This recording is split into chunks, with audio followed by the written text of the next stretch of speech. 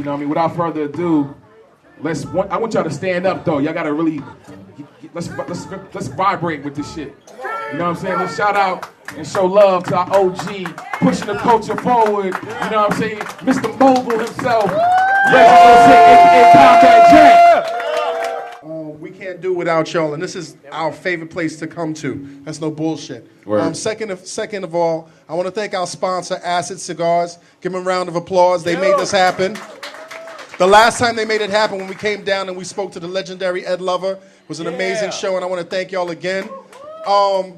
You know, I always feel kind of a ways when I leave New York, because I'm one of those old school, arrogant New Yorkers. I remember when we was listening to hip hop, like, yo, them niggas ain't shit. The South ain't got nothing to say. The West don't got nothing to say. Toronto, them niggas don't got nothing to say. And as years have gone on, and as I've experienced so much joy and expansion in my love for this culture, I'm so humbled to be on this ground right now, because Atlanta's given us so much. And then not just Atlanta, but the men that we're about to speak to right now, this organization that we're about to speak to right now, is such a humbling experience. So I could only hope and pray that me and King really live up to our name and do a good job tonight. So thank you so much for your patience once again. King, let's bring out our guests, man. Let's get to it. Can y'all stand up again, please? And I want you to yell at the top of your voices. We want to hear y'all, you know what I'm saying? Can we give a one-time legendary salute to Organized Noize, ladies and gentlemen?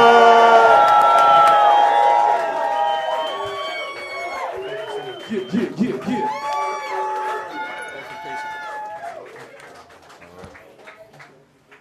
Okay. All right. Yeah. I feel like we gotta do that again, though. No, don't do it again. No, This is like, how many records sold? Like, how many? Crazy, man. Yo, let's sit down now. Let's sit down. I'm fanning out right now, so pardon me. You know what I'm saying? But to go to that question, and is your mic working? No, I don't think so. So we're just gonna pass the mic. All right. We're just gonna pass the mic. King. Yeah. You asked that question, man. How many records sold? How many records sold to date Mic check. in 2017? How many records sold? What is it, Reid? Oh yeah, 75 million. 75 million records, man. Yeah. You know, I mean, every great story has a beginning, man, and you guys have changed the landscape of music so incredibly. I want to know from day one, man, what was your influences, particularly you, Stevie, with the melodies, and you with the fucking crazy, insane mind patterns, and I want to know what inspired this growing up. Like, what did y'all first see that really sparked y'all doing this for your lifetime career? Well, I kind of grew up backstage. My father is in a band called Brick. Shout out to Brick. Y'all might not be old enough, but I remember Brick. Yeah, record dads and Ain't Gonna Hurt Nobody. So it started for me when I was about 6 years old. I went to my dad's concert for the first time, and I really didn't even know. So I was standing on the side of the stage, and my grandma was standing behind me, and when he hit the stage, man, I was mesmerized because he was killing the horns, he was picking up a flute, he was picking up a sax, he was picking up a trombone, he was killing the crowd, the girls were screaming and grabbing for his pants. So I turned around and looked at my grandma and said, I want to be just like Dad. So from that day forth, I always wanted to be in music. So I'm blessed to be a 70s baby because I had a chance to grow up in a really funky ass era, and I love that. And you know, just watching my dad and watching Brick perform and learning from them too. Yo, Rico, man, what was your earliest inspiration, man? Well, I love music. I came from more of a consumer standpoint. Back we had like Z93. Like I love music. It wasn't when my first introduction to hip hop was probably Sugar Hill Gang or whatever, Rappers Delight or buying Curtis Blow, We Were the Breaks. But as far as what helped inspire me to want to push what we did forward was meeting Sleepy. Like, you know what I'm saying? Like meeting my brother who all he really knew was music. I done had jobs. I've been working out 9, 10, taking buggies to the thing, taking people's trash to they wasn't there. I'm a little hustler. But I didn't sell dope, and I was a positive person, but grew up with niggas in the hood, so other people could appreciate like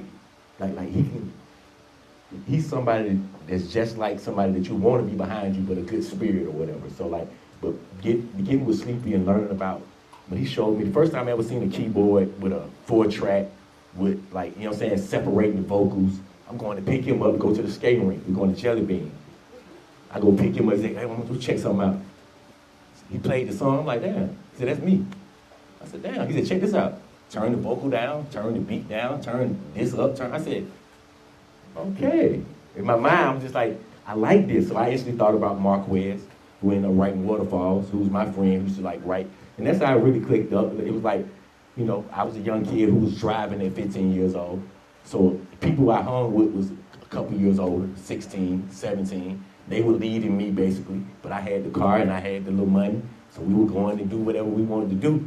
And it was all in the love of music and following dance. And I was learning how to dance, to be honest. When I was finding out about music, I was learning how to dance. I was being taught how to dance. So Atlanta it's the reason why New Yorkers that came up in the era of like, fuck that, them niggas ain't got shit to say. Them niggas ain't got shit to say. And they were right. The niggas didn't really have shit to say. But we were studying though. Like we looked at the New York niggas who did say something.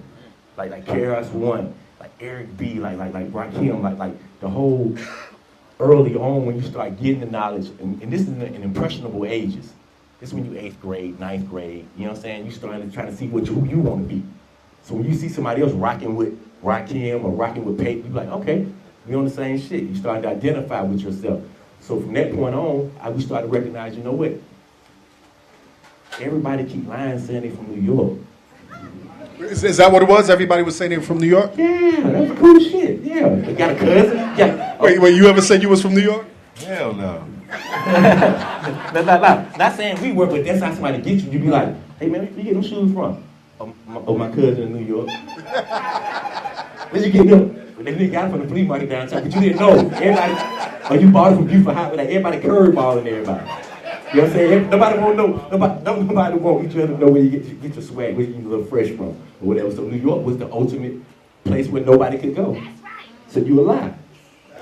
I got this from New York. But let me ask you something, man. Like, as much as you're talking about like the pioneers of hip hop that inspired y'all, did y'all ever envision between y'all, like, did y'all ever have the conversation like, yo, at a certain point, and I'm saying this freely, fuck New York, we got to develop our own sound. Like, did y'all ever have that conversation? It wasn't, I'm being honest, it wasn't fuck New York. It was more like, it's so funny how you came out and was like, is Brooklyn in the house? Back in 91, 92, 89, 90, you go to Warehouse, you go to certain places, they would say that and people would go crazy. DJ Quick was out, Compton's in Compton, born and raised, and I noticed that we supported it. I knew we supported the niggas who love Compton, we supported the niggas who love Brooklyn. Can we possibly get them to fuck with us? That's all it was, totally. It wasn't about knowing for a fact. It was like, I know we fuck with them. I know we fuck with both of them, both coasts. We screamed that shit in our city. So I wonder, and I honestly didn't believe they were gonna do it. I remember being in Los Angeles at Roscoe's, and on the radio, Southern playlist to come on. 94, on the radio. My first time at Roscoe's, daytime, 3 o'clock, Southern playlist to come on. I said, God damn it, we are through that. We are through that now. Like we really have quality, like, cause I didn't, for y'all to play that, I mean, you gotta be singing. It's that Southern player, you gotta be saying that. I mean, that you rocking with us, man. So that's when all the hatred and all that go away. It's because we connect, we united as people. We just have to earn that certain. So that's why even after that, when I started this stuff with, it's funny you said Ed Lover, because he had a big thing about Tupac and like him being able to like stop that beef because he knew that beef. You know what I'm saying? Like he was so adamant about that because we know that people who was around music before then. I know Biggie slept on Pop's sofa. I know Biggie got that player shit when Puffy came down here to fuck with us with Players Ball. And that's the truth too. No, I know that. But at the same time, Biggie also when Outkast first time they performed in New York, we was scared and nobody was cheering. He was a nigga up front, right here with his hand up, pushing up against the stage like, don't stop. Like brothers. He was the nigga, so I never was gonna ever say nothing about it because he supported us. But he also recognized that what we were doing was cool. And he didn't want to be on the party and bullshit, 50 guns, 50 niggas shit. That's all. So if you see something that's better for us, why not push it forward? Why not push it forward, man? And that's what I think, you know what I mean? That's what happened as far as the respect level. Why you come out here and be like, yo, Atlanta cool now. Because we fucking work. We work hard to make sure niggas I'm gonna tell you. positive case. I'm gonna tell you about the first time that Outkast performed in New York. It was a showcase, right? It was a LaFace showcase, and it was a LaFace showcase, and it was an Arista bad, but it was Arista showcase in New York. So some artists from Arista. And I remember, like, I had already been on Biggie. Like, I already had like the early demos. Like, nobody couldn't tell me that Biggie was the illest nigga, right? But around that same time, like, when Outkast dropped, it was this real subtle thing where, like, I thought I was the only nigga in Brooklyn playing Outkast. And I hear another car, you know what I'm saying? It's like, so it was like a small tribe of us that was like, nah, we fucking with these dudes. But what I'm trying to say is that very first showcase when Biggie performed, the first time he did Big Papa live in New York, I was like, yo, he's running with them Outkast dudes, because I could definitely pick up the influences, because it wasn't Brooklyn, it was real Southern, it was like, baby, you know what I'm saying? We wasn't on that. Yeah. So we kind of owe y'all props for giving us Big Papa to where he is, and I mean that shit genuinely. But Biggie is why I love New York so openly and honestly, because when he got on the Bone record, like Biggie he led New Yorkers. He led them out the darkness. Stop hating, y'all. You messing out on your talent. Yeah, we the ones started this shit, but music is bigger than us now. And we can't just sell with razor blades and fucking yellow Timbo.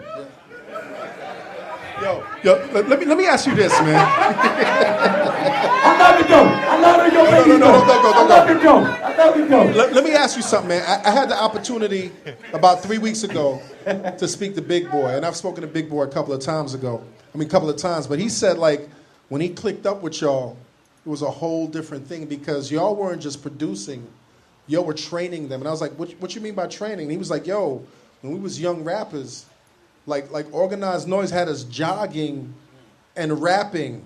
Is that true? Like, were y'all training young cats? And it wasn't just because it was a rocky shit. It was just more like, New York, them guys are good. You know what I'm saying? Like, so we want y'all to at least, not that you got to be able to freestyle better than somebody, but you're going to be thorough.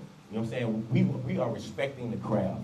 When we used to go buy records and stuff, me and Reid, we would take trips to Bleecker Street, to Carmine, House of Oldies. We'll go to Brooklyn. We'll go to Harlem. We'll buy records in the corner. We spent thousands of dollars up there with the side guys, giving them what they want. $45 $50 a 45, just because you got one beat break on it. Ain't nobody heard it shit. That helped out, but that was New York. That's why I always acknowledge and I always say our mentality was a New York mentality. I always said we kept New York alive. We kept, watch for the hook, Stewart on the bar, we kept that shit pumping. Master P and Cash Money, they were doing South Beats. We were still pumping that New York gun. Yeah, what Reid said. You guys, when y'all started out, y'all were getting production work. Before y'all even established yourselves, y'all were getting production work. And then y'all took, Outkast under your wings. I mean, y'all fucked with your PC, parental advisory. Tell us how important PA was to, like, shaping the trajectory of Organized Noize. Shout out to KP. I don't know if he's in the building, but shout out KP. Great. I mean, we all came up together. We were all friends, and it just kind of started coming around, and you know what I'm saying?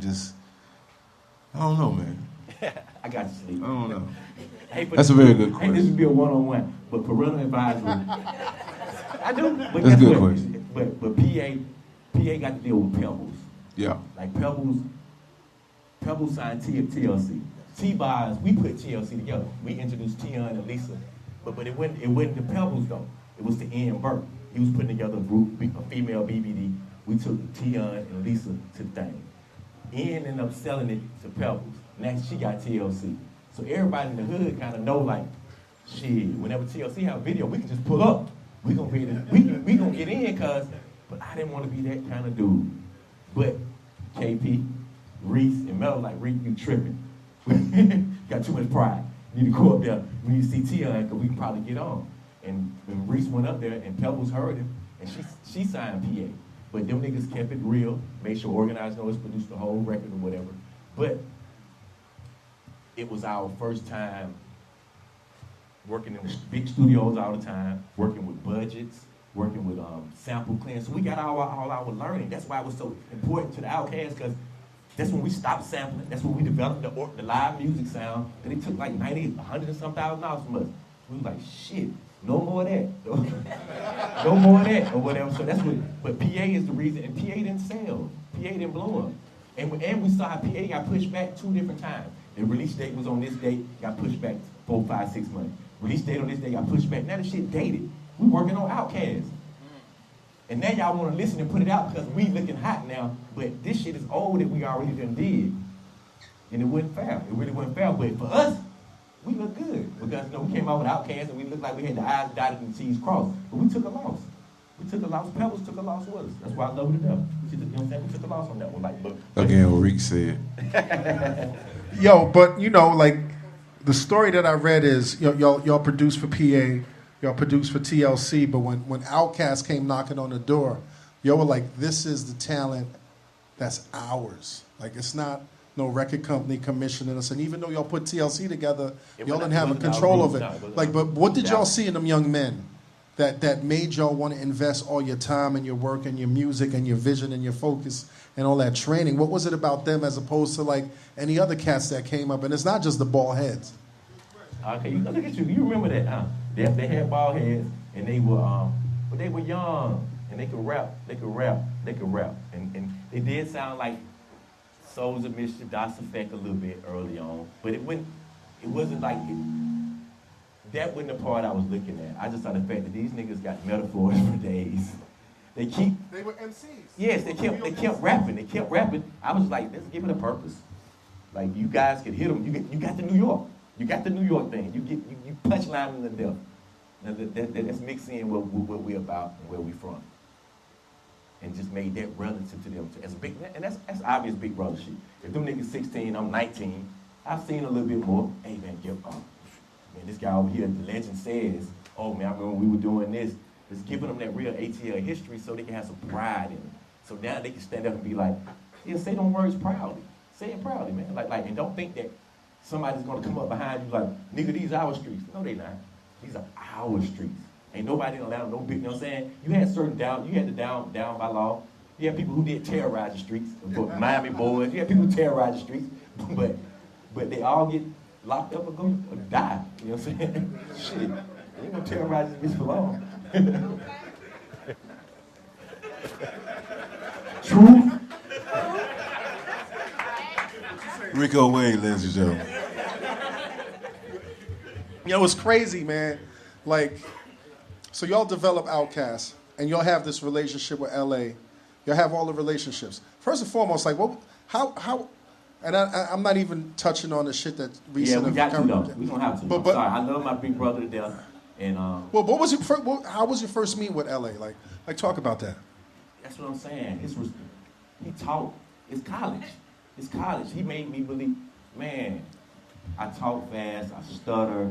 It was a time when was concerned about, can that work in business? Are people gonna take you, or they gonna not be able to understand you?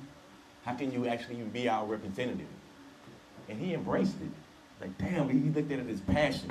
Like, you excited, you happy about some shit. Tell me, listen, I want to listen to you. So and he taught me, he slowed me down and said, no way, this is a record report. You're doing well in this market. He never took that. Our success is his. He always gave it to us, whatever it was. He always said, man, I don't know anybody. I'm doing, like, I'm giving y'all niggas $500,000. Like, I trust y'all. Don't mess it up. But at the same time, LA was saying that it's not that he was giving y'all something. He always said that y'all was giving him something. Yes. He did say that, and that's how he acted with it. Because he always acted like he wasn't black enough. You know what I'm saying? Because of his mission that he was on, with the way he had to go to be corporate, he felt like he couldn't be connected all the way to what that shit didn't really matter. I love my people. But I can't get everybody in the door. Where I am in my career, I gotta be pushing for the bigger picture. I can't worry about just the little. So it's like you guys connect me to what's real. That's dope. But what's dope is him saying that to a person. You can always be fly because nobody looking up to you, so you can always act like you this and that. Yeah. He didn't mind confiding that. He didn't mind being understanding that. That's why y'all don't. And I'm like, what's the name of that cologne you got on, nigga? That's just good. Like, that's why you dope. Like when you get that caught like them slippers right there, you dope. Who decorated this crib? Like you. He wanted the regular stuff. He wanted to know, and then he would be honest. Like man, like when I hate to jump, but when we went to the Goody Mom album, that's when I remember sitting in that room and he's like playing the music. And I knew this shit wasn't really. I knew it was kind of long and dragged out. He let me sit through that whole meeting about 40 minutes. And he said, what the fuck was that? Like, you know them songs went over 3-4 minutes, like almost like you in school, Rico. You know this ain't supposed to be this way. So you can't keep this in control. So these niggas running over you. So for me, that's why I love Antonio Reid. That's what we're missing. We're missing more people who help hold each other accountable. You know what I'm saying? Like your kids do. Like you know what I'm saying? Hurt me. My little boy got an AAU game night and I couldn't go. Right. I went pulled up on the mama house. Please get him there on time, get his stuff right, because it means something to me that he know that I don't ditch out on your stuff, bro. Like I forgot about this conversation. Yo, one thing I really need to know, man, like, cause y'all said it in the documentary, but Players Ball is the record that broke everything. Was that really a Christmas record, man? Really? Yes, sir. It was a Christmas record. It was on the LaFace Christmas album. And LA came to us and said, yo, we need one more record, and I'm going to give y'all a chance. You know what I'm saying? Let's see what you come up with, because we had already done TLC Sleigh Ride. And he already turned down Outkast a couple of times, right? Well, no, right then. You're absolutely right. Right at that time, he had just turned Outkast down. Probably twice. 2 showcases, they didn't do it. But right before he asked the Christmas song, he just called us out the blue. And the blue, but was like, I want to do the deal. And it really was because we was about to Mercury, a couple other labels was interested, but he didn't know the chemistry wasn't there. Like, labels was coming, but I just felt like they was always I was scared that they was gonna put us with somebody, and I wasn't gonna be able to talk anymore, or whatever. So when the Christmas thing came along, it came along in like August. Outkast might have signed it came along in September. Outkast might have signed in August. Might have just signed in the record deal. And a month later, he said, yo, we got this Christmas album we put out this year. Organized Noize already did a song for TLC last year. We need y'all to do a new one. And since Outkast is signed to the label, your first song is gonna be a Christmas song on the album. So I go back and be like, God damn. I gotta tell these niggas that the past 2 years we've been talking this black shit right here. We won't fuck with Christmas. We won't do the pagan holidays. You know what I'm saying? We don't eat no pork. We going hard over this bitch. And I gotta tell these niggas, oh yeah. We doing the Christmas song. So I had to go with my game face on. I said, guess what, y'all?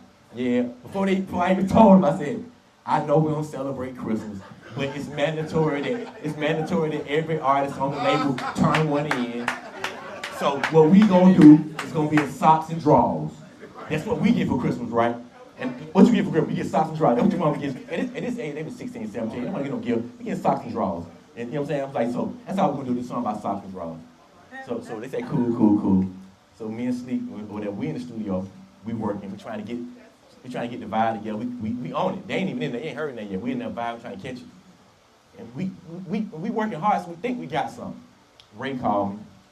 Shout out to Ray too. The only reason why he's not here, his oldest son, Rashad, born on my birthday, is graduating from Orlando from law school. That's the only reason Rashad Murray. The only reason why he's not here. But what was I saying? Okay. Now, me and Sneaky was working on a song for the Outkast, but Ray calls, and he in the studio with Pebbles artist Drip Drop. He working on a song for Drip Drop, because at this point, you know, Pebbles, we done got with LA, but we still kind of rock with Pebbles because we did PA with her. So we over there with Drip Drop. So I got to go pick Ray up. We got one car we all share. So I'm going to pick Ray up from another studio. I go pull up on Ray. I said, I'm looking for him to come out with equipment. He said, nah, Rick, come here, you gotta hear this shit right quick. Everything back then was on big 2-inch reel tapes. So it wasn't like you could just on the drum machine. So I go in, he played That shit was it was the skeleton for Players Ball. I said, oh God. He said, what? I said, me and Sleep already been working at the studio for like 5-6 hours and really going in. We done changed 2 or 3 vibes to get one that's kind of close. Yeah, I hear something that's killing it on one here. I said, oh, that's not that shit no more.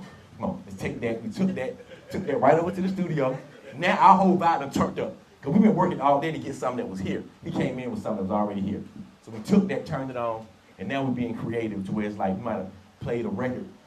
They might have had a sample on it where it was guys talking like, they was talking like, they was just talking like Hustler's Ball, I think. Yeah, Hustler's Ball. It was an old break beat, Hustler's Ball, but they just be talking, woo, at the beginning. They fur coats, they just talking at the beginning of it.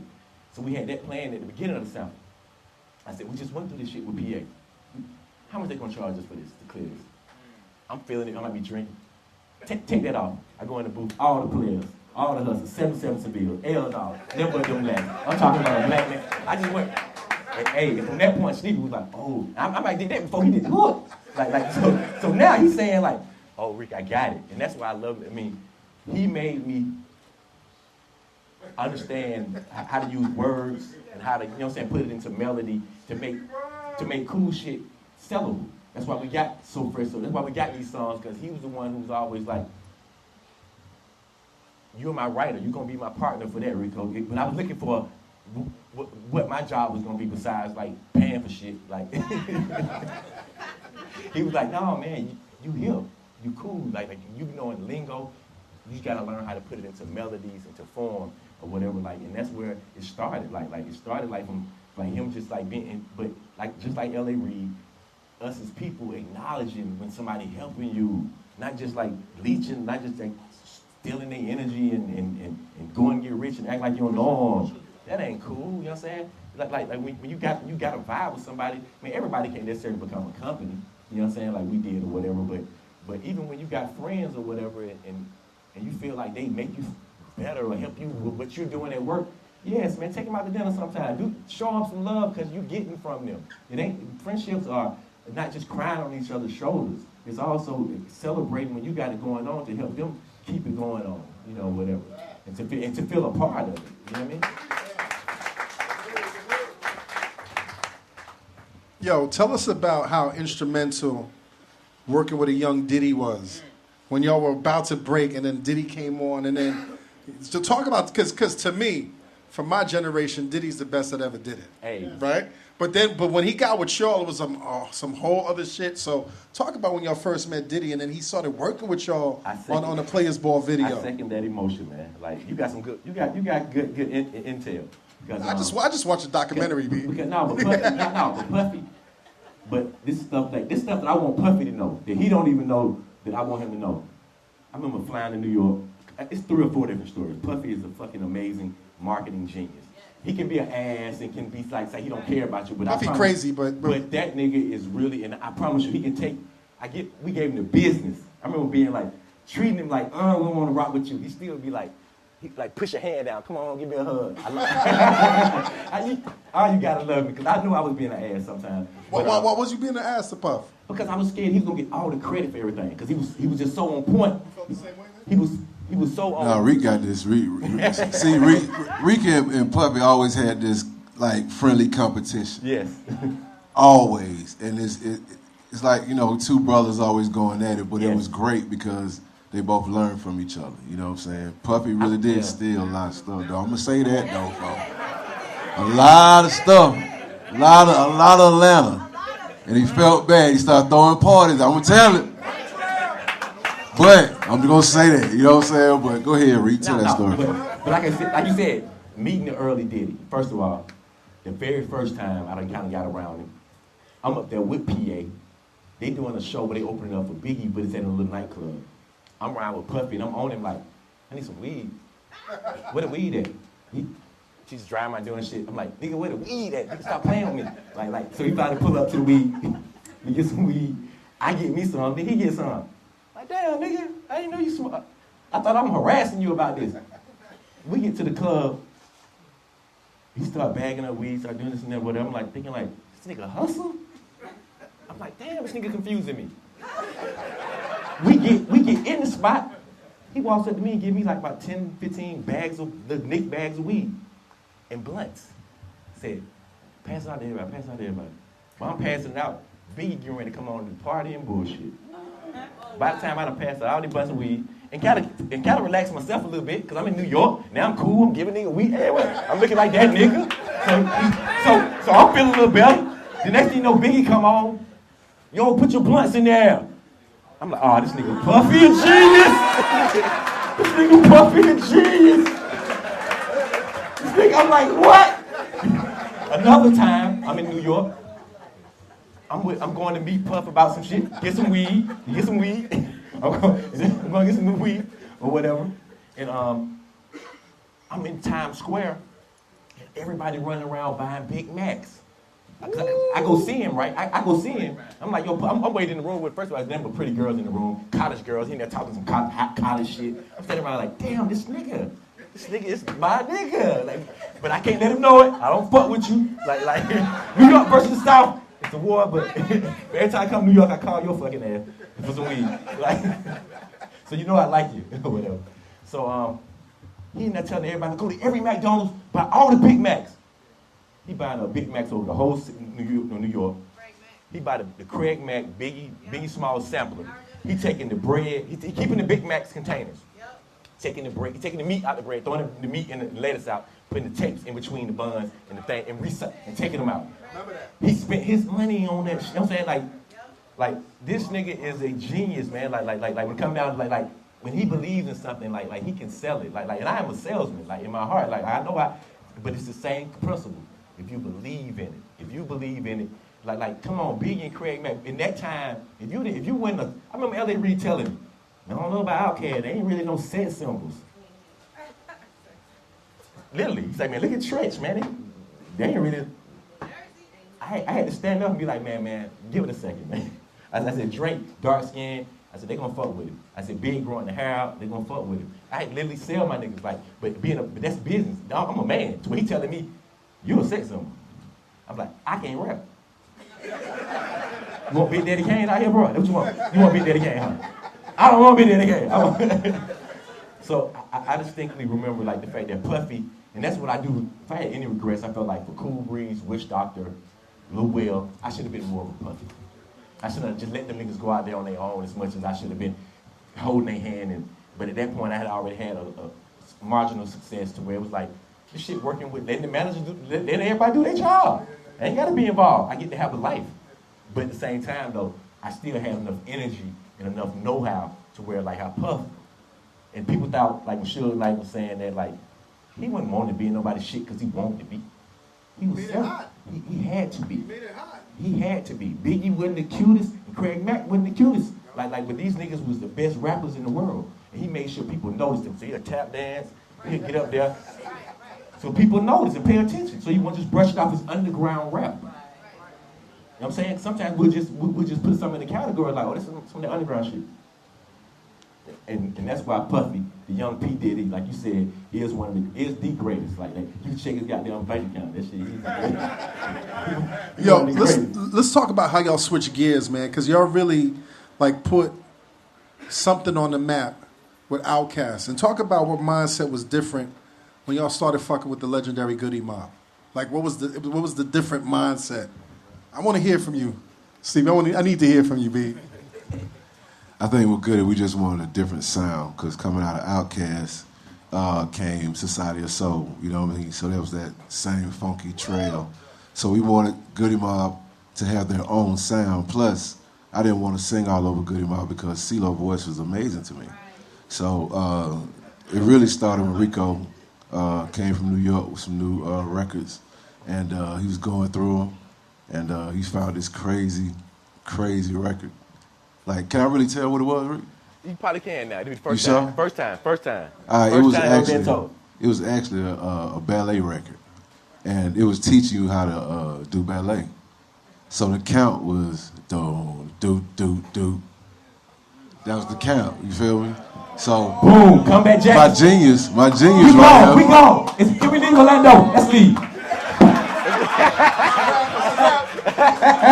So my genius right here.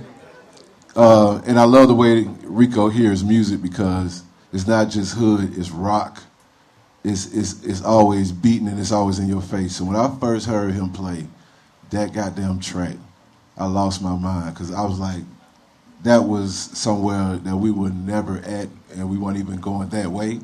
So for him to do that was just so genius to me because it took them to a whole nother level. Oh, and this right here really what started is when George Clinton gave all us the book of Pale White Horse. Yeah.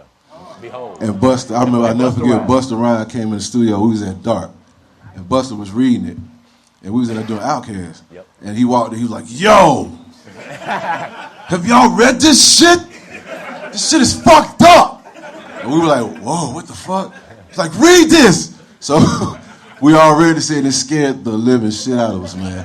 Like, we were like, oh my God. Like, we were looking up in the sky and just paranoid as fuck. So I think that energy, went to Goody Behold the Mom. Pale White Horse. Yes, sir. Busta Rhymes and George Clinton, most definitely. So like that's why our connection with New York.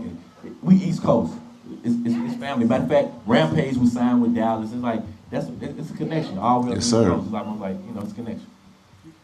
You know, as y'all are developing the sound and y'all not even realizing that y'all about to turn shit upside down, at the same time, it's not like ATL didn't have cats that was doing shit. Like y'all had Jermaine Dupri and So Def. Y'all had Dallas Austin and Rowdy. Was it a sense of camaraderie and competition going on at the time? Because all of y'all was bubbling. JD and Dallas made it where the money was checking here. So we loved them. Because Jermaine had hit with Crisscross. But before he hit with Crisscross, Jermaine had tried to put out Silktown Leather, JBL and the Straight Jackers. He had 2 or 3 groups that were like knockoffs of groups that was up there. You know what I'm saying? But we still loved him though because he was putting out a record. They were doing real raps, but that's a lesson learned. People ain't fucking with it all the way though. But it's solid. That's a Silktown Leather. I mean, that's Salt and Pepper. That's an LL Cool J. So when he came up with Crisscross, he really knocked the home run. Yeah. He really knocked the home run. Crisscross wasn't necessarily indicative all the way of Atlanta, but it was in the fly sense. Kids who, you know what I'm saying, like them kids went up bad, they had parents, you know what I'm saying? It was almost like the other culture of Atlanta, not just the hood or whatever. And Dallas is the prodigy. Dallas is the Atlanta, like Organized Noize, and what we did, we just helped develop the culture and help people respect it. Dallas made me believe, I was in high school when Dallas was getting money. You know what I'm saying? Dallas was the first one showed up at the skating rink with the BMW, and he did Joyce Spinderella, Hey Mr. DJ with Dougie Fresh on it. Dougie Fresh did the show. So it's like that was a connection to New York. You know that nigga for real. You did it. So like Dallas is that's our son. Like we love him. Like that's Atlanta's baby. So if anything, they set the bar as far as for our pop excellence. They weren't pushing it as far as hood represent. You know what I'm saying? Even though Dallas was affiliated with the Hard Boys, A-Town Hard Boys, who's affiliated with JoJo and Lil Dave, famous Atlanta drug dealers. So, like, you know what I'm saying? So they connected or whatever. So like for us, it was more about we just knew that them niggas went us when it came down to what we would want to do musically. But we looked up to them. We always liked them. You know what I'm saying? It would never know. As a matter of fact, we tried to be honest. We tried to sign a record deal. Before we got with LA, we tried to sign with Dallas. We tried to sign with Jermaine and Dallas. That's crazy. We tried to sign with both of them, and both of them wanted to do the deal. But it was like, that's all we wanted to do. We just wanted them to want to do it, and we just ran out of it. We didn't really want to do it. We just wanted them niggas to want to do it, so we can feel like, okay, cool, we're good enough. Okay, now let's go and do this shit on our own. We don't need no money right now. We just need to know that we're good enough. Yo, what's crazy to me is like, what was it that y'all was so positioned that Outkast becomes arguably one of the greatest groups in hip hop history, right? CeeLo, like CeeLo's super talented, but look at CeeLo right now. Everybody in America knows his name. Did y'all notice anything different about CeeLo back in the day, or did y'all even envision that this motherfucker would be on network TV? You know what I'm saying? Trusted by white America. Like, did y'all see that? We just knew he was very, very talented, Talented, and we knew he could go far. You know what I'm saying? We didn't know how far, but with that voice and you know, just an incredible guy, man. So, you know, we were hoping it would happen. So to see it happen is beautiful. And that's why it's not like we just envisioned, this was gonna happen. We was just being very honest with what we were doing. at the time. You know what I'm saying? Like Big and Dre was our project.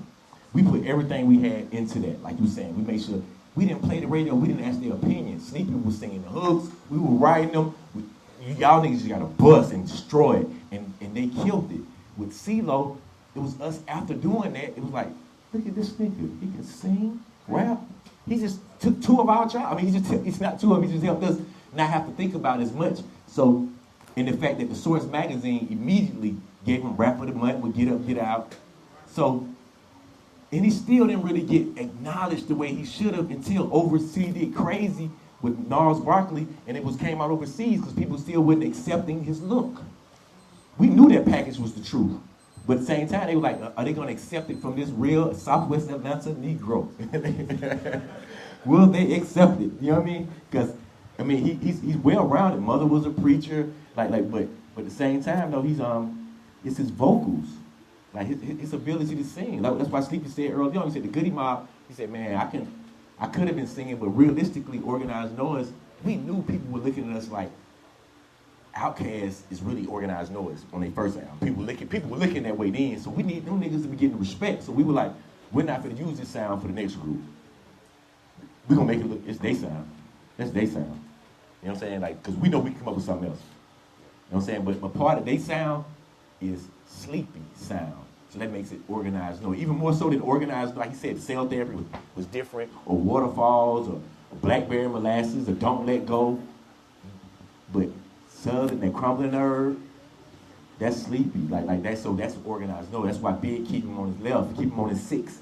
Keep him on his six, like, you know what I'm saying, all the time. Because he know that gonna remind you, if 3 Stacks can't be here, I'm gonna keep Funk here so they know this shit's still pumping. Or whatever, like, and that's a blessing. Just, I mean, that's just a blessing. But yes, the Goody Mob sound, CeeLo was just a talent. I'm happy that he didn't get, because Goody Mobs kind of got in a package for a minute. They was like, man, them niggas racist, them niggas don't like, because it was a lot of faggots on the first album, even though it wasn't on anti-gay, it was just that, you know, people, that's how niggas in Atlanta talk. We didn't know back then. It's just how people talk. But they wouldn't say it to actual gay people. Of course. I call a real nigga pussy faggot nigga. Yo, that shit look gay. Like, we used to talk like that. I'll whoop your ass. It's like, it's a part of your lingo when you're disrespecting somebody. So the fact that we know that's a way to disrespect somebody, but now it's really disrespecting a whole nother people. I'm trying to disrespect this chump in my face, but now I'm disrespecting a whole nother culture of people. So now, that was a lesson to be learned. But because of being at Arista Records, that shit got them in a little box, you know what I'm saying? Got us where we was like, okay, we got y'all niggas. Y'all niggas that go past, goddamn go. Y'all niggas is done. So the fact that Goody Mob, CeeLo could get out of that. Because CeeLo, we put the Goody Mob together, like the Cujo and Timo was the Lumberjacks. Gil was with the East Point Chain Gang, he was rocking with us. He was me, him, and Cool Breeze in 8th grade together. CeeLo was the new one. He went to Maze, but he was 2 years behind them guys' class. But they knew of him. They knew he was real. He was running shit. He was bad. He was one of them street niggas, right? He was bad. Yo, that's crazy. Like, I can't even imagine bad. CeeLo being a terror in these streets right now. He was bad. He was bad. He was bad. Stop playing. Boy, he was a terror, boy. That boy was no joke. Now, he bad when it come down to streets, but not just to make no excuse, but he was raised by a mama. He got a sister. Like, he wasn't bad when it came down to girls. I'm just being honest. Like, not just saying it because of what happened, but that wasn't where he was bad at. Like he was regular, he was normal. We all, like, he wasn't nobody. He was, when it came down to fighting, though, when it came down to being the little nigga, let me go slap the biggest nigga, yes, he bad. And he would do it, too, real quick. He bad in that sense. Yes, sir. That way he Michael Jackson. He bad. Yo, you know, we've seen a lot of people bring live musicianship into hip-hop, man, but what was it that really made that a part of your DNA? Like, we're gonna, like, because Dre did it. Say Dre did it, but he was like replaying samples. Like talk about like your mission and your vision about bringing live musicianship into the sound and the DNA of what is Organized Noize. Well, you know, Dre did have something to do with it a little bit. Of course, LaFace, because they told us, you know, they weren't gonna pay for samples anymore. So, but I remember us listening to The Chronic, you know what I'm saying, and being like, yo, you know, if we gonna do this, man, we gotta be right up there with this. You know what I'm saying? And I think, you know, again, by me, you know, being in the 70s and loving live music, you know, I was just like, man, we could play this ourselves. We can get guys that could just kind of, you know, imitate the feeling that we're trying to bring out. You know what I'm saying? It worked out. We had Preston. Preston Crump was one of the baddest bass players ever. Played on the first album, played on all our stuff. Tommy Martin, Mark, no, hold on. I'm actually trying to say Kenneth Wright. Kenneth Wright, he was a church piano player. But see, that's the thing though. So when you say the musicianship thing, and yes, Dr. Dre, and I'm being honest, we didn't get playing live music from Dr. Dre. But the fact that he was doing it was helped us understand how hip hop beats over music and how it can work together. Even like you said, he was playing samples over or whatever.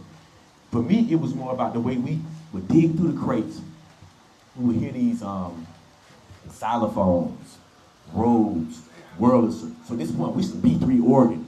That's what made Players Ball great. Is because we went and got the real instruments. We thought keyboard sounds was taboo. We felt like if you put a M1 chord, you put any kind of keyboard sound there, it's gonna sound like R&B, and it's gonna sound like Dallas. Or it's gonna sound like Jermaine, it's gonna sound like some R&B. So we was like, no way. We started going, that's why Bosstown then was Bobby Brown Studio. They had an old B3 organ. We used to use it. We started going around the old schools, buying up the electric Wurlitzers.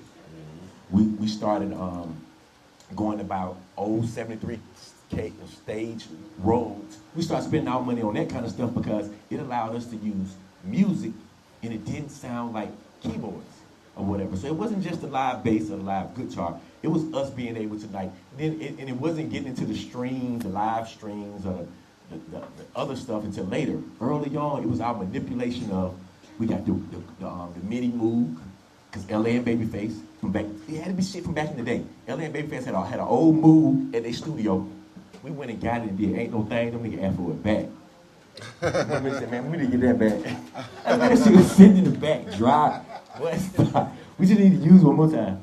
I was like, but in the old, when I say that, the old MIDI move, it was one like you don't change the button and to change the sound, you make your sound.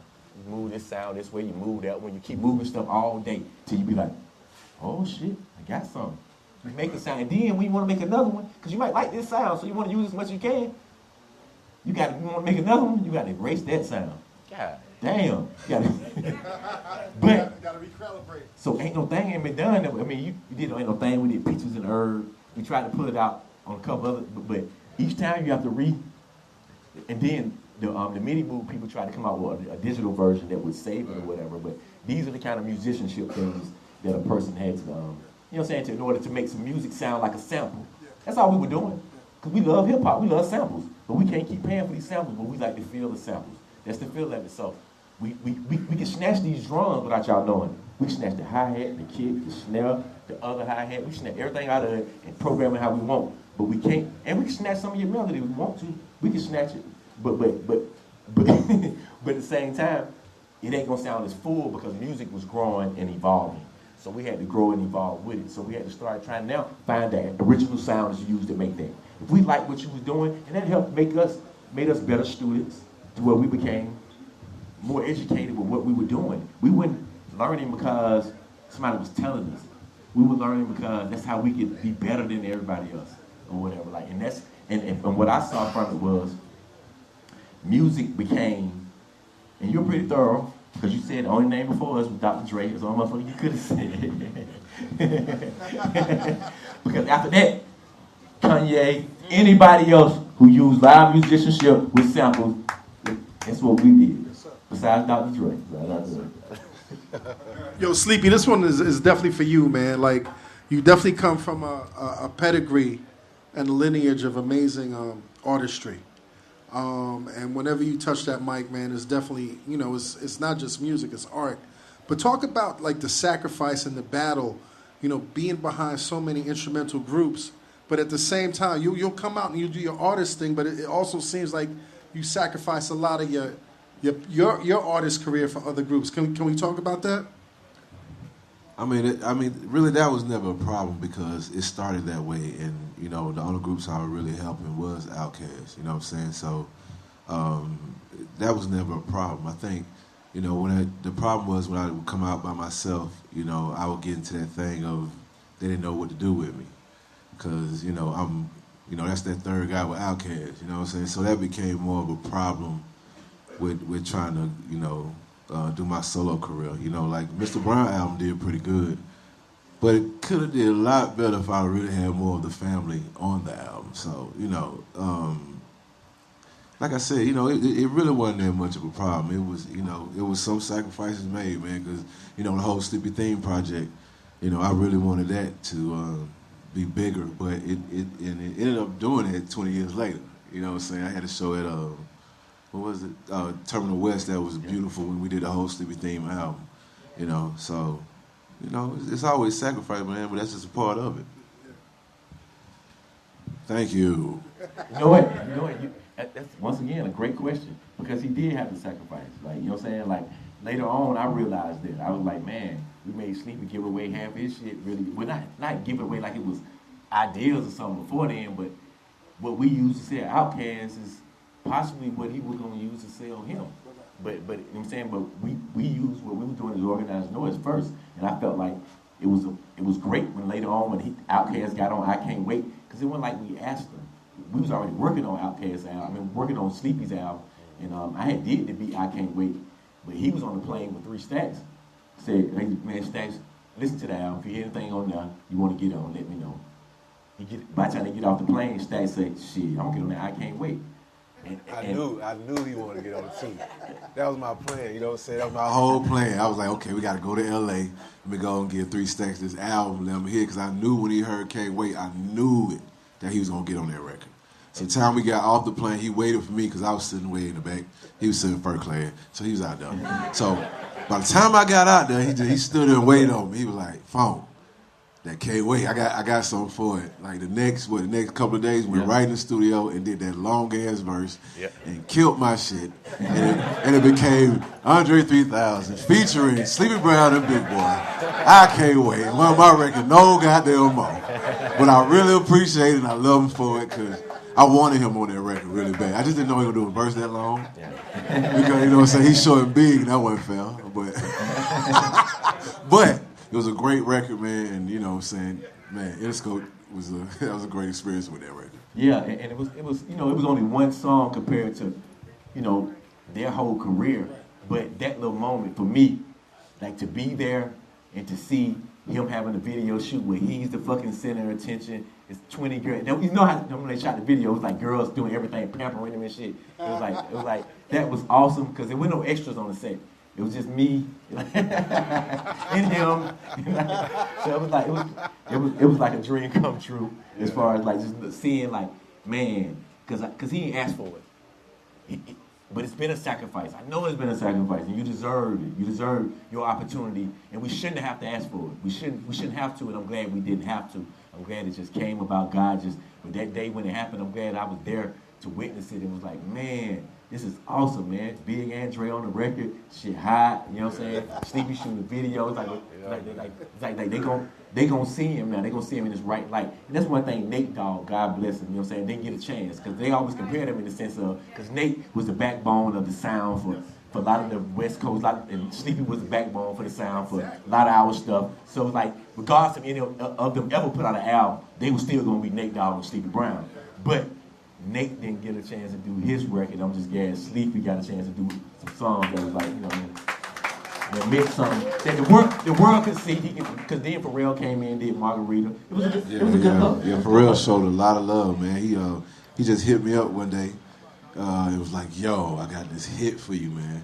Let me know when you come to LA. I said, actually, I'll be there tomorrow. So it was funny because we were in the studio, like he had the record plant shut down. He had like every room. He had Talib Kweli in one room. He had Snoop in one room. He had me in one room. So he came in and played Margarita, and I was like, wow, this dude is insane. He was skateboarding to each room. Like he's a genius, man. That's one of my favorite producers. So shout out to Pharrell giving me that great record. Yo, where's that music coming from? We got some music coming from. Where's that coming from? Yo, thank you. You know, y'all established yourselves as like the premier. At a certain point, y'all were the premier producers of Southern hip hop. How do y'all make that shift all of a sudden and become the go-to for R&B?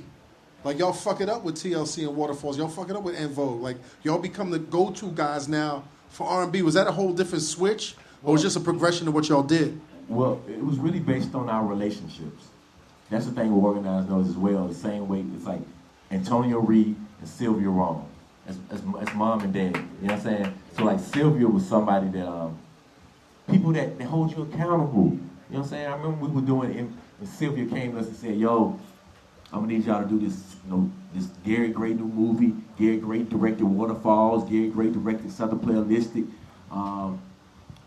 Queen Latifah's in it. She was managing Outkast at the time. Like Jake was like, so we need you guys to do the hit record for it or whatever.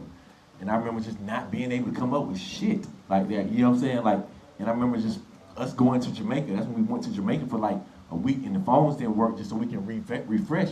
And we came back, and Sylvia was on our ass. Well, she don't play the radio. Woo! She was, and she sent Andrea. She sent some stuff. She's like, "Yo, what's going on?" So like, "What's up? You're not gonna be like, what's up?" I said, "No, I just need a break. See, I'm back at this shit. Got this shit. I'm ready now. I'm ready now." And she sent Andrea Martin down or whatever. And that's kind of how we change these gears. Because being producers, it's about being able to work with different songwriters as well.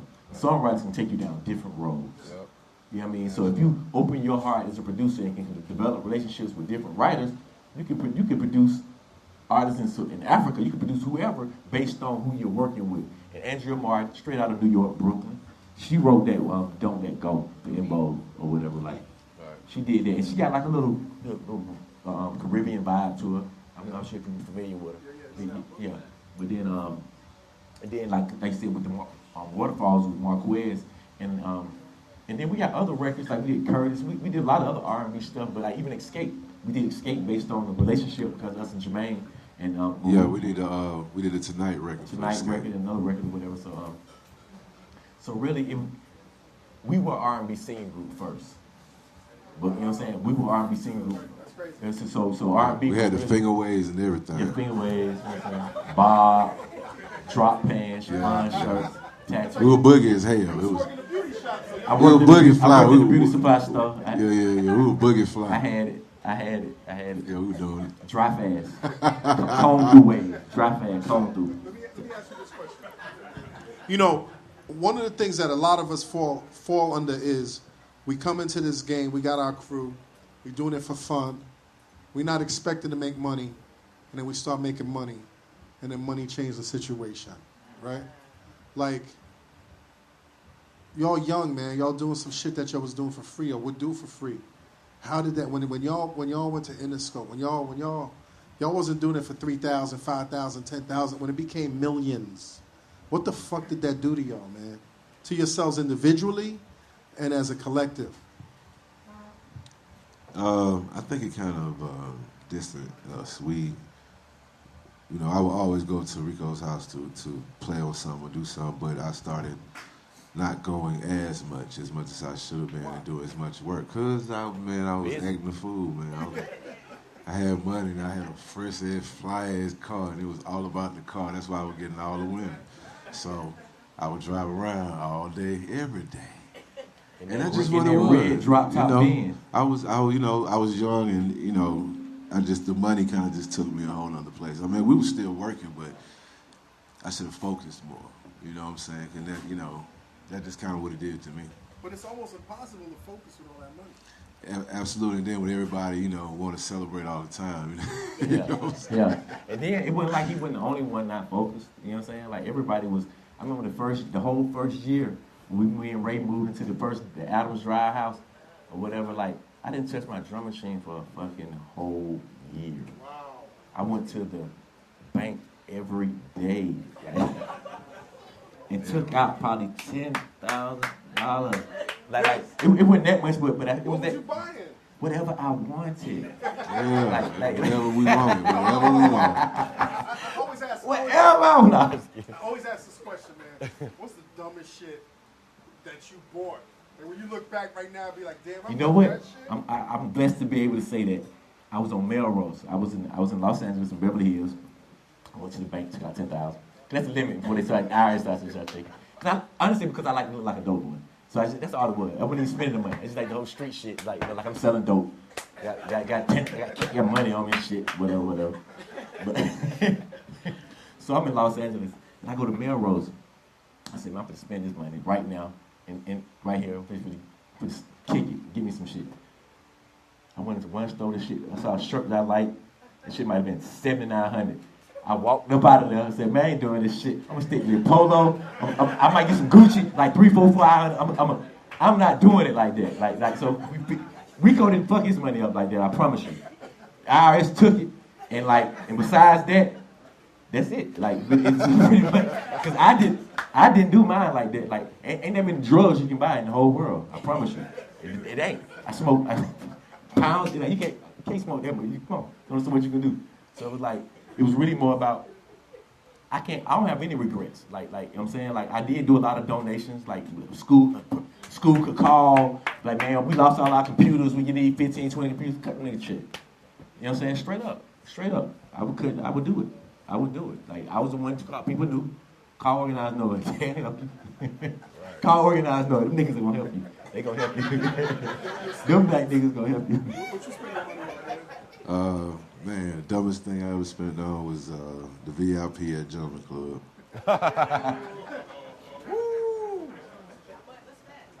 I'll never tell you how much. I'll never tell you that, but, you know, I was, like I said, man, I was young and having fun, bro. You know, if I went back again, I wouldn't probably do it like that, tell you the truth. You know, so I'd be way more, like I said, focused.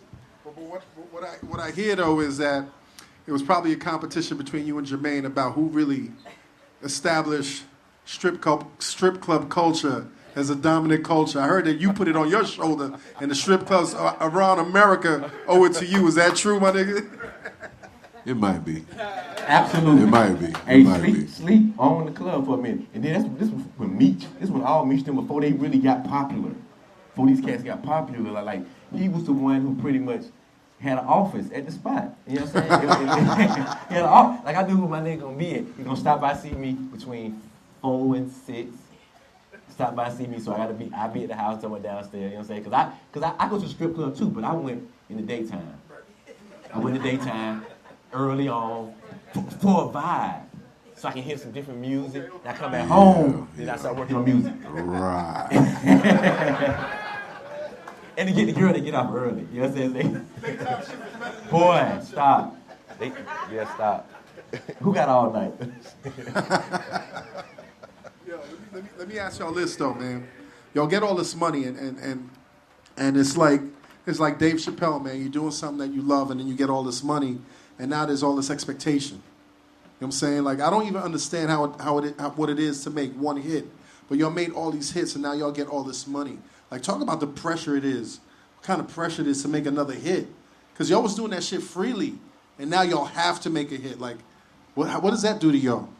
When the hit records at that time, I'm being honest, Reid, we were getting them from everywhere, man. Like, that's what happened, 3 of us.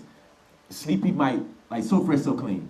Sleepy came to me with that one day. On that same shit, he told me going to the Shake Club, that same shit, he might stop by the house one day. Hey, Reid, man, check this little idea I got. He might just sing it. Do, do, do, do, do, do. I was like, okay, cool. The next day, I wait for him to come back by. I got a beat. Boom, boom, boom, boom, boom, boom, boom. He said, oh, Reid, I like that, Reid, I like that. I said, well, do me a favor. Go ahead and sing that on top of that beat. Just put the melody down. Okay, cool. Do that. Then he'll leave. He put in his hour too. We win it. The next day come in. I woke up that morning, I came up with the hook. Ain't nobody dope family, I'm just so fresh. So fresh and so clean. So that didn't happen. The next day he come over. He said, I said, check these words out. He said, oh, that's it, Reid. I said, go ahead and put that down. Then we started bringing in the musicians, so it was almost like, it wasn't that we wasn't productive, but we could have been doing more. That's all. We got us a hit, all know what we do. You know what I'm saying? Like, and we still, even to this very day, can. It's just that we want to do it the way we feel it, almost. Like, we're really trying to evolve our sound. Like, we're trying to figure out a way to make it even that much more diverse. And by the way, I'm sorry. God damn, I'm glad we ain't left yet. Organized Noize EP is out in stores now. Please go buy. Like, the first week, we might have sold like 1,000 copies. I need to sell some more. Because we gonna, cause I do. I need to sell some more, because then it's gonna inspire me to put the album out. They got the Andre 3000, the Wiz Khalifa, Talib Kweli. I'm not giving none of that away. I know at least 10,000 people paying attention. At least. You know what I'm saying? It's streamed, yeah, but yes, go get that. I think I like $5 or something. I just downloaded it today. You get the 2 Chainz, you get the 2 Chainz yes. record on there. You get the record with Sleepy's dad on it, Kim. It's like an instrumental record. You'll get it's another record on there, We the Ones.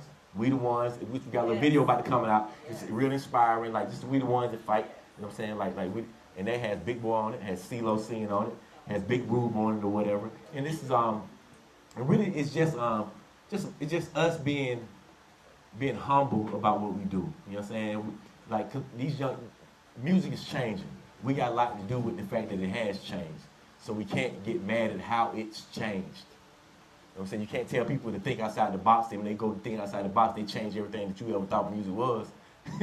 As far as digital, you know what I'm saying? Like with the compressed sounds, like it's different from when it was analog and certain 808, but at the same time though, the shit is dunking. And I'm blessed to have a little cousin, Future, so that I get a chance to not only enjoy his success, but I make money from it, and he's my family.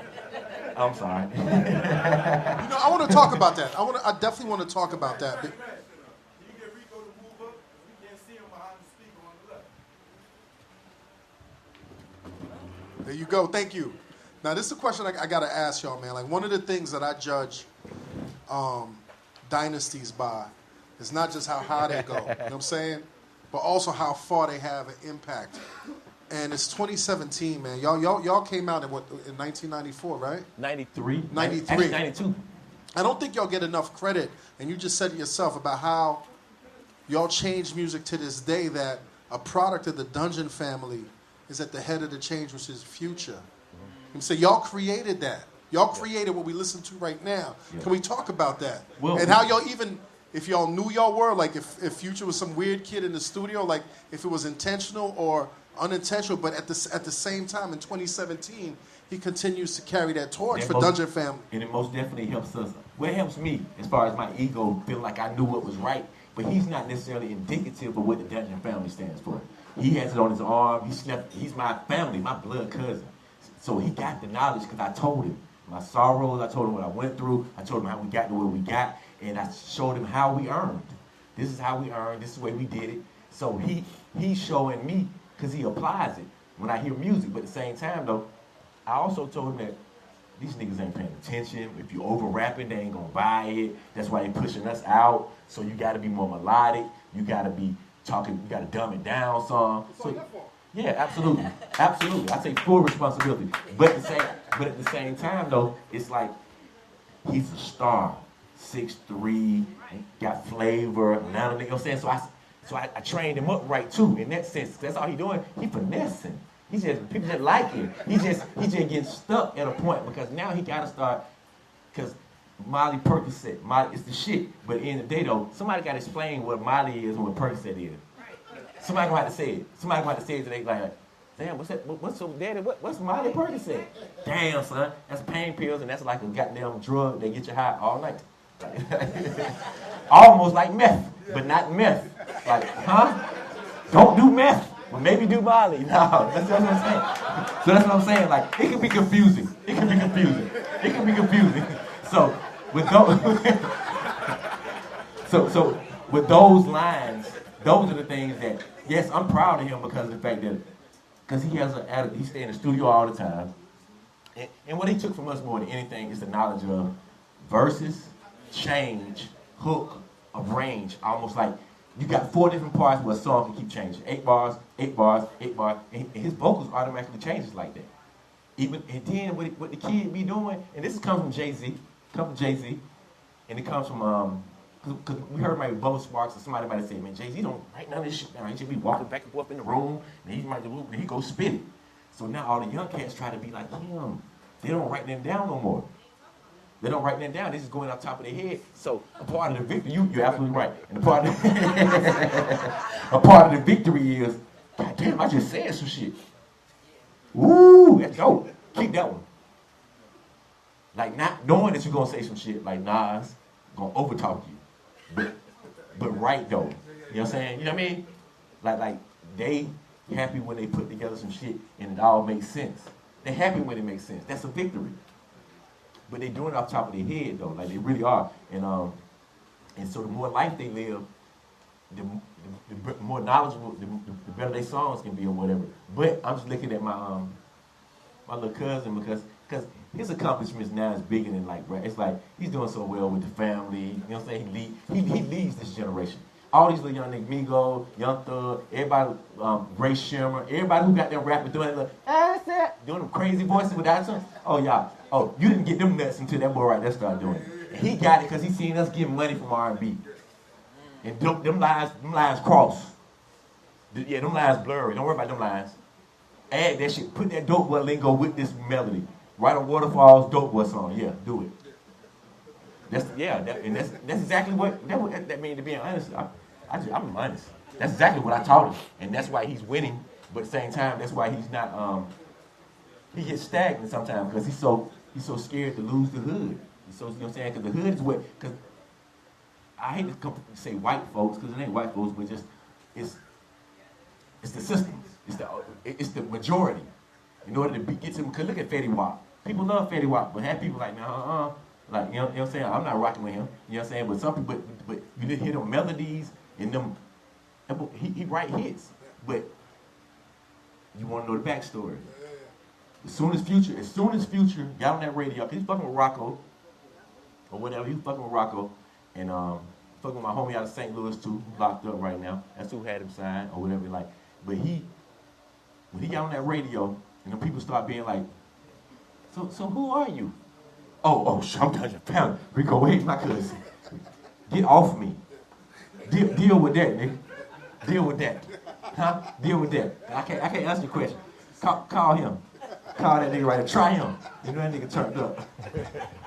Yeah, I got 2 more questions for y'all, man. You guys are one of the most successful production companies of all time. Hip hop, R&B, Motown. Like y'all, you guys are incredibly successful. But talk about how failure feels when y'all hit that failure point at a certain point, or y'all felt that y'all hit failure. Like, talk about what that feels like. Well, we don't hear that story. Explain that real good. Like, well, first of all, it's just disappointment, man. It's almost like somebody giving you everything you wanted and you asked for, and you really and truly can't figure it out at this point. And it's not. Failure is not like you didn't catch the ball and you dropped the ball. It's a bunch of shit going wrong, bro. It's a bunch of shit going wrong. You just spent $250,000 for this video, and you allowed this director to come up with a treatment that you knew you were supposed to tell that nigga to change some of that shit. But you allowed your music. You allowed it to go that way. So in the end of the day, it's gonna fall back to looking like, where were you at day 1, not day 33? Then now that you see is wrong. The Sleepy Steam album wasn't on our label. Because the fact me and Sleepy wasn't talking as much, even though we recorded the album together. Like little stuff that failure didn't feel bad when it was happening. It's in hindsight. When you look like, damn. But it strengthens you. Makes you stronger, makes you understand to where like, I won't lose again. Not for those reasons. So at the end of the day, yeah, I was hurt, but it was almost like, I kind of felt like I gave up. It was fucked up. I shouldn't have gave up. I shouldn't have, because legally, they could have kept paying us. I could have made them keep paying us. I just felt so bad. Because you believed in us. You gave us everything we wanted, and fuck. I don't feel like dealing with Cool Breeze, Wish Doctor, CeeLo, or motherfucking Lil Will. pretty much. Right, Lando? I'm not going. Shaquem Blue called, yo, man, Cool Breeze, send him home. Hey, what's his name? Called, say, who was it, for that movie? The Bullworth. Who's the guy there? Warren Beatty. Right? Send him home. Like I wasn't tripping, but we got opportunities, and I should have fought for my dudes. No. What'd he do? What happened? Let's figure this out. Come on. No. Big opportunities. Send him home. I'm at the crib with a Range Rover, with a Porsche. I've already made it, and no, we hadn't made it yet. I done pretty good, but we hadn't made it. You know what I'm saying? And those are the things you learn. That's what you learn. But those things you can't control your feelings of, like when you go get $10,000 in the bank every day. Who can control that? Like, and Well, actually, that was my budget for the month, but I would do it anytime I wanted to. How about you, man? Yeah, it was definitely dark times, man.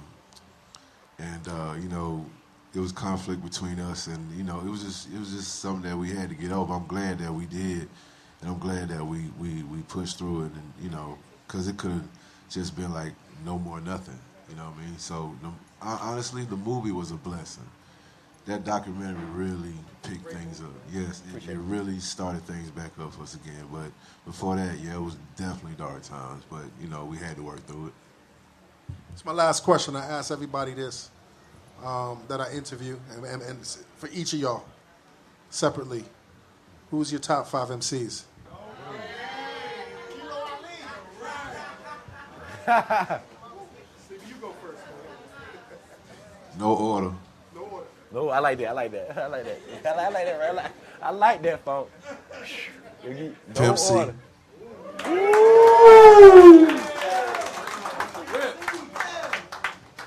Scarface. Yes, sir. 3,000.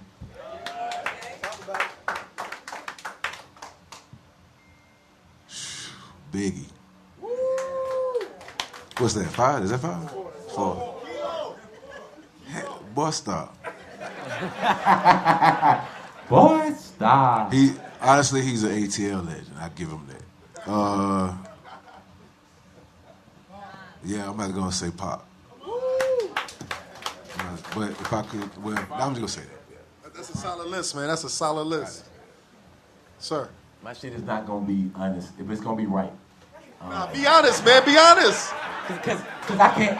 You gotta be honest, man. The other day I was just having this conversation, saying to myself, like, you really can't acknowledge the Biggie, Pops, and Jay-Z's if you don't really acknowledge Rakim, KRS-One. It's hard not to Big Daddy Kane if you don't talk about these people, but I'm talking about your. I'm not talking about. I like all them dudes though. I do like them. I really do like them. But I'm gonna give them the answer that might sound good for them. Biggie, Pop, 3,000, Big Boy, and Jay-Z. Woo! That's amazing, man. And I had to put Big Boy in. I don't give a fuck. Fuck what y'all be talking about. Yo, the EP is out. The EP is out. I just downloaded it today. I listened to the EP. How'd it feel, man, coming out from the curtains and putting your EP out there, and y'all as artists collectively as Organized Noize? Well, it's independent. That's the main thing. The whole reason for doing the comeback, the whole reason for doing it was to get some of this internet money. We never sold T-shirts before. We never. Everything was about us being a company giving away stuff. So now we just trying to rebrand. Like me and Lando was just talking earlier. Wait till we get y'all a motherfucking real hit. And we do that shit 90-10 split. That shit gonna be good. Like, what? Yo! That shit gonna be good, son. That's what we waiting on. That's what we waiting on. 10,000 every day, man. Hey, pulling out 10,000. I got two kids, so 5,000. I spend at least 120 nowadays. Yeah, definitely. Feeding them Negroes. Man, I know it, man. Listen, once again, man, I don't just say this for me, but I think, you know, everybody in this room, everybody that's into music, man, really owes you guys so much, man. So thank you so much. A round of applause to y'all, and thank y'all for doing this. Thank you. And to the crowd out there, once again, ATL. Thank you. ATL, y'all always show us a lot of love, man. Give yourselves a round of applause. Yes. I appreciate y'all for coming out, man. Y'all always represent Organized Noize. You know, once again, a shout out to our sponsor, man. You know, Acid Cigars. They definitely hold us down, so thank you. King, you got anything to say, man? Yo, ATL, we got to come back, right? Yeah. I think we got to come back more often. More often. I'm moving out here. Yeah. Listen. I'm moving out here. A second spot, like Ed Lover. I'm moving. I don't know about you. I'm moving. Listen, man. I want to close the show like I always close the podcast.